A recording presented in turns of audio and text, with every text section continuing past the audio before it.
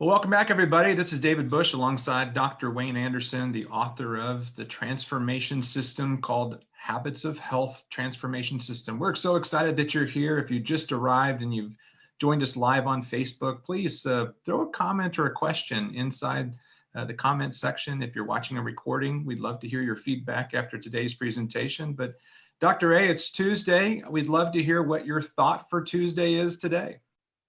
Yeah, well, first of all, welcome everybody, and thank you for joining us. I love this community. It's an opportunity for us to come together, and I talk a lot about in my work about 10,000 years ago to reflect how we're designed, what our bodies, what our minds are like, why we are how we are, and one of the key things is the compassion and togetherness, and this is a time for that to become just primarily everything we think about is that community. At a time when physically, as the contagion is spreading at a really, really quick rate, social distancing from the physical standpoint is really important.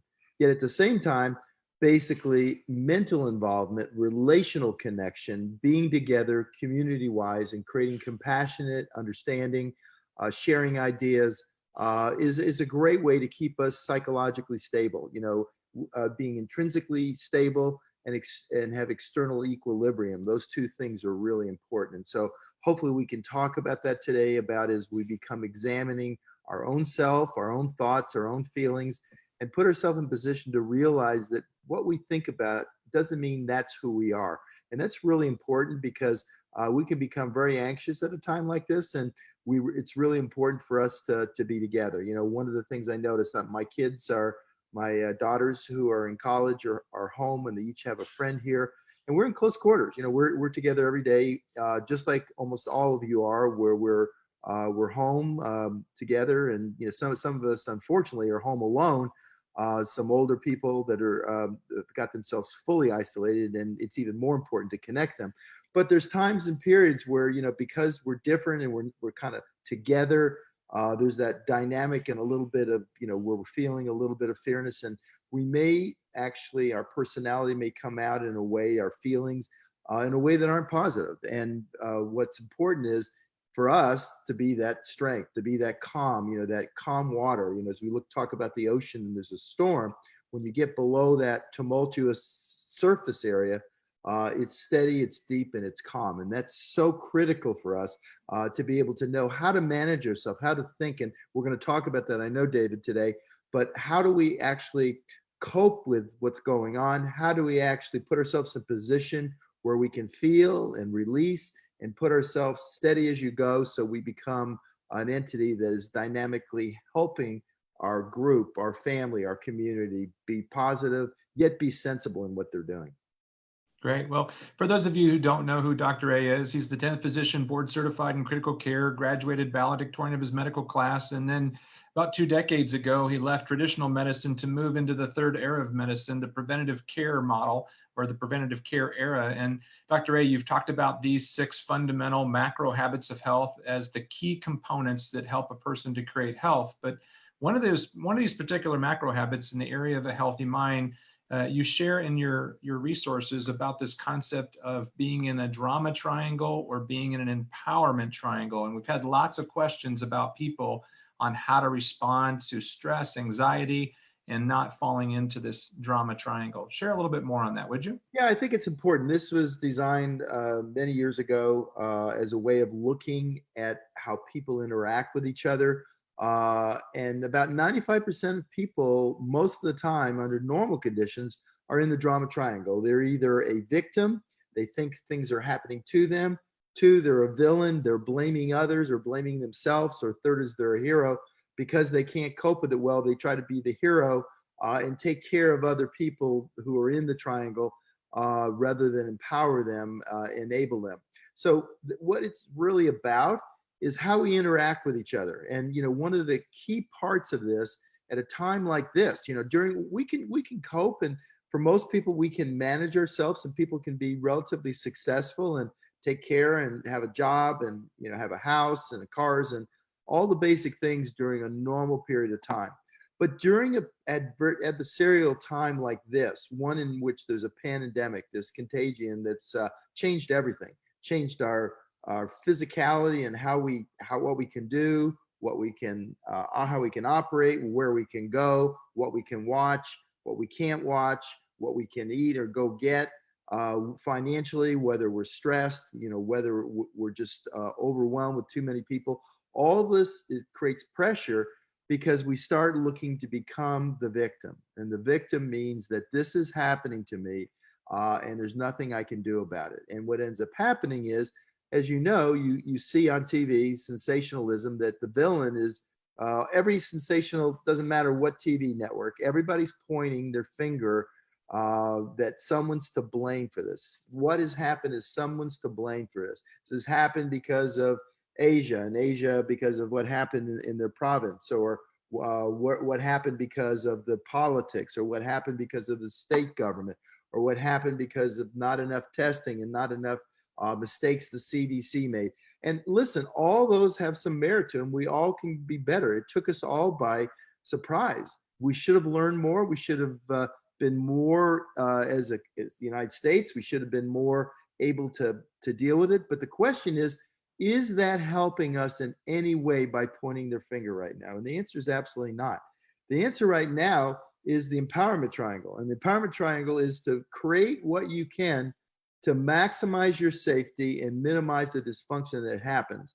About being a coach and actually coaching people that basically, rather than enable them by trying to be a hero and trying to do everything for them, but it help coach them so they can actually take self-efficacy for themselves. And then rather than being a villain, we challenge people to do things in a better way. And so why those three things are so important, because what we do, and this is so important, when we blame someone else, when we're upset about someone else, what we do is we give the power away to someone else. And when we give the power away, we're no longer in charge, and we feel helpless. And right now, I think most people in the world have a degree of not just fear, but helplessness, like they've lost control.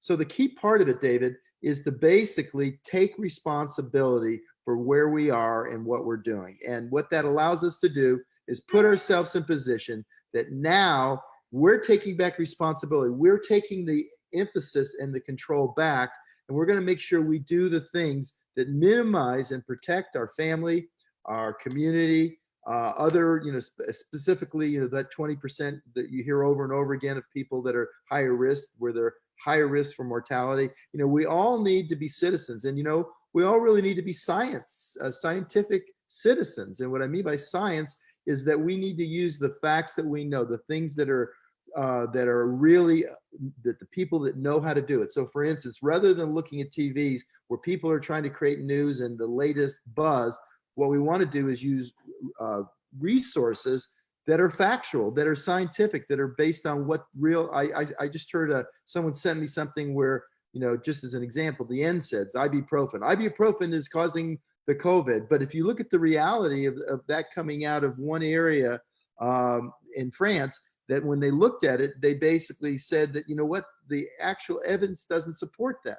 Because, if you have bad arthritis and you now are not doing something because someone says it's not good to do, and then now you're worried, or because you're taking them and now you're worried about getting it, if that's not true, then that makes more anxiety, more. So what we want to do is we want to use the facts, and I highly recommend the sources I use as a physician. I use the World Health Organization. I use the Center for Communicable Diseases, the CDC, and I use Johns Hopkins, which are three refereed areas that take the facts and they look at the science behind it. I mean, for gosh sakes, somebody actually looking at the Plaquenil, looking at the quinolones, the basic stuff that was used for malaria. Somebody apparently in Arizona decided on their own to take a commercial, not medical, commercial grade, and ended up killing themselves and making their spouse significantly ill.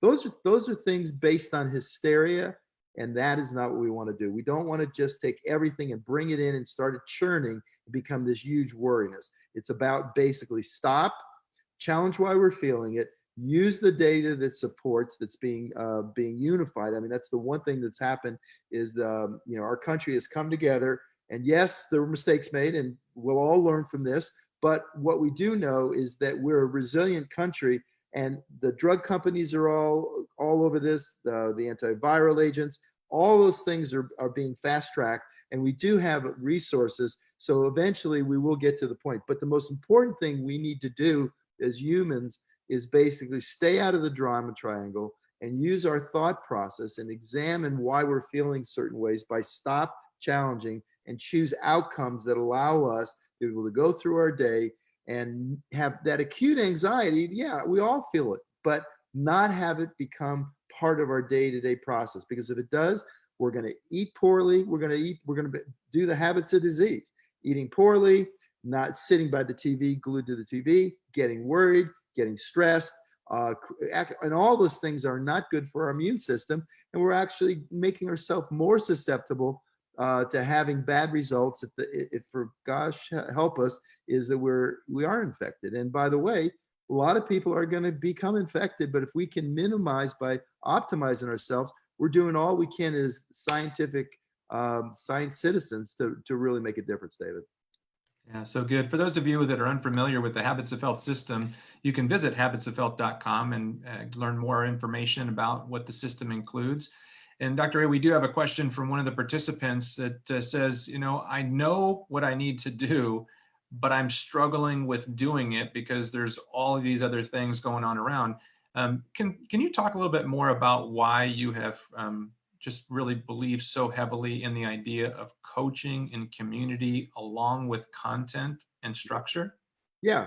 So the Habits Health Transformational System is a way of giving you a blueprint to better health and well-being.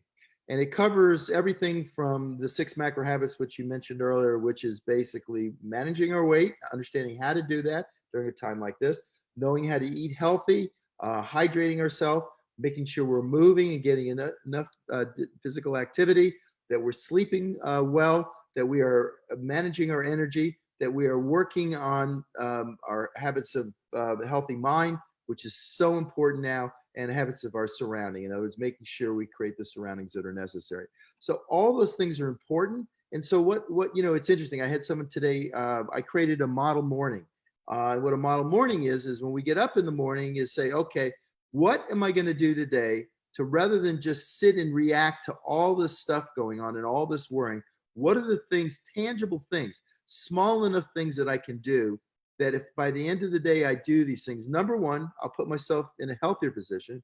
Number two, I'll help quell that anxiety so that I'm able to focus and be basically a model for my family and for my community. And third is put myself in position that I'm actually moving forward and starting to learn behaviors that will not only help me during this adverse time, but also allow me to learn over time, so I'm equipped with whatever comes. Because this is just one thing that's going to happen to us. The world is changing rapidly, and we've been talking about that, and our coaches have been so successful at really building emotional agility and learning these things, because we know that the world with technology is going to continue to throw curveballs at us. We're going to have more and more things happen. And what people, again, going back to asking about the drama triangle, if we're a victim and we're sitting there and letting life happen to us, we're not going to have a great outcome. But it's not what happens, because we all going to have things happen to us. We're all going to get older. We're all going to break bones. We're all going to get tooth abscesses. We're going to have things happen to us. And it's how we respond to those. How do we respond to adverse events that will allow us to be able to be that calmness that allows us to move forward and minimize our psychological suffering? That's one of the things. My goal is to help people be involved, take back control, because we're in control. And right now, that's the one thing. If I had to pick basically the thing people are right now, they're fearful because they feel they've lost control. They've lost control of where they can go. Many people have lost control of at least part, and many times all of their finances. Many times they've lost the ability to basically have sports that were so important to them, that kind of calm their mind. And so all these things, we need to become the dominant force in our life. And that's a matter of having a coach to help you, having a community where people are doing the same thing, which allows us to start doing that same thing. And then the third thing is having a system where your coach understands the system and can help you learn. The key part is to bring inside of us control and then through self-efficacy. And what I mean by that, over time, by doing these little bitty things that you decided to do every morning, you're going to get better, you're going to become more confident, and you're going to feel like you're in control. And that will be a lot better than if you're sleepwalking, anxious throughout your day, grabbing stuff out of the refrigerator. And that's one of the things that we have to be careful with. All of a sudden, all the stuff that distracted us, and we're home and we're looking at our refrigerator, and we're basically saying, wow, I'm stressed out today, I need something to comfort, and can't wait for the next meal. And all of a sudden we become self-absorbed about things, and we're more likely, if we're stressed out, to pick things that are unhealthy for us, David. So it's really important to work with a coach, work with a system. Obviously we have lots of free online resources for people to use where they can learn more about it, videos and things. But we want to help people. I mean, as a fellow American and world human being in this world, we want to help people start bringing back control, so they feel that they have some control over what's going on at a time when they have very little control over the spread of this contagion. Very good. For those of you that are just tuning in, we're talking to Dr. Wayne Scott Anderson, the author of the Habits of Health Transformation System. If you have not necessarily gotten comfortable with the information on the website, go to thehabitsofhealth.com and check out the system resources, where there's lots of free resources, and reach back out to the person that shared this video with you or who shared it on their wall, because they have access to a coach, access to a community, and access to lots of additional helpful resources to help you to navigate this time and getting healthier. And we have lots of free resources. So don't be concerned about cost, be more concerned about who shared this video with you, and reach back out to them. Tomorrow night, we're having our Habits of Health community call, where we're going to be talking about creating a new healthy world. And that starts at 8:30 Eastern time. And we'd just love to have everybody join us. If you're on Pacific time, it's 5:30 Pacific time. And Dr. A, as we wrap up here today, I just thought it might be helpful. A lot of people don't know your personal story and how you kind of recognized at a place in time where you yourself were not where you wanted to be in the success fulfillment continuum that you use inside the Habits of Health book. And I just thought it might be nice for people to know how you went from a place where you didn't have well-being in your life. You weren't where you're at today. And you crafted a plan of action to move you to a place of better well-being, but it wasn't easy. It was just something that you really desired. Would you share a little bit of insight with that in a couple minutes? Yeah, absolutely. So, most people, when they're born or they're growing up, we hear about, whispered almost success, like, that's whispered to us that the thing we need to do is to become successful in extrinsic measures, what our profession is, what position we are in our company, how big our house is, what kind of cars we have, all this stuff. And what I found is over time, listen, I loved helping people. I love being a physician, but once I got married and had young kids, I started sensing sometimes that, that I wasn't being able to fully express my potential and be there with my family. And so I kind of looked at that and said, you know what? Having time to organize my life around what matters, and certainly it's better to have resources and money than to not have it.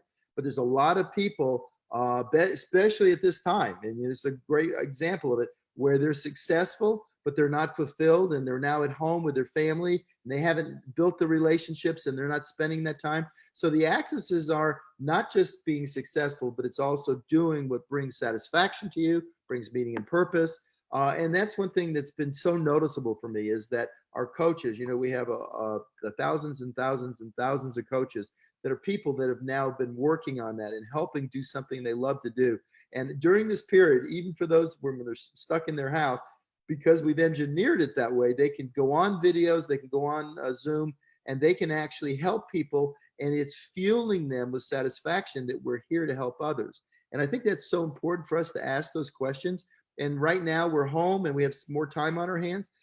You can go to the website and pull down that well-being chart and ask yourself those questions and take the well-being evaluation. You can go right online. There's an automatic process and do the test and ask yourself, where are you in terms of the continuum of your overall well-being? Because success is okay as long as it comes with doing something that allows you to organize your day around what matters most. So David, again, thank you so much for this time period and putting me on and allowing me to interface with these great folks. And for everybody, please stay safe, be healthy. for those of you that are quarantined and are recovering from this, our prayers and our best wishes are for you to become as healthy as quick as you can. God bless. Great. Thanks everybody for joining us, and we look forward to seeing you again tomorrow night at 5 p.m. Eastern Time, 2 p.m. Pacific for another Q&A with Dr. A. Thanks everybody. Have a great day.